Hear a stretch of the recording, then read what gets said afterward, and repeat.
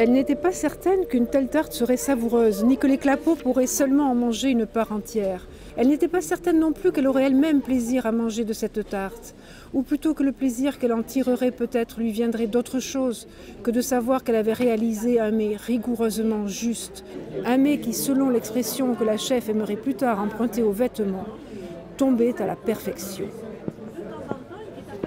La chef roman d'une cuisinière est un portrait de femme que l'on suit dans son irrésistible ascension, passant de jeune bonne dans une famille de marmandes au statut de chef étoilé dans un restaurant à Bordeaux. On suit cette personne depuis son enfance, qu'elle passe à Sainte-Bazeille, un petit bourg dans le Lot-et-Garonne. Elle est issue d'une famille pauvre mais néanmoins joyeuse et digne.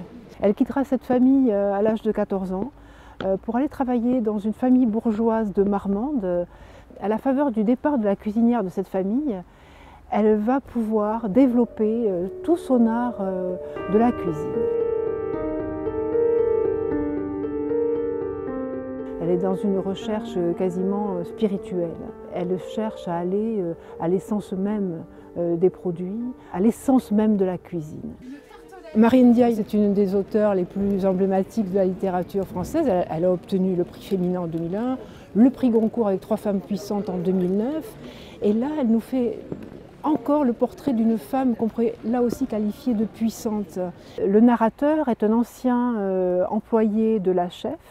Et c'est par ses yeux qu'on apprend à connaître le personnage. Il est lui-même très amoureux de la chef, donc il amène une espèce de douceur dans la description du personnage. Et Marine Diaye utilise des phrases longues, enveloppantes, dans lesquelles on se laisse emporter. Et ces phrases sont traversées de fulgurances qui, à chaque fois, amènent une précision sur le personnage de la chef. Ce que j'aimais, c'était aussi le dépouillement qu'il y avait dans la description de ces personnages. On a l'impression qu'elle va à l'essentiel. Et ça, c'était très agréable à la lecture. C'était tout à fait passionnant.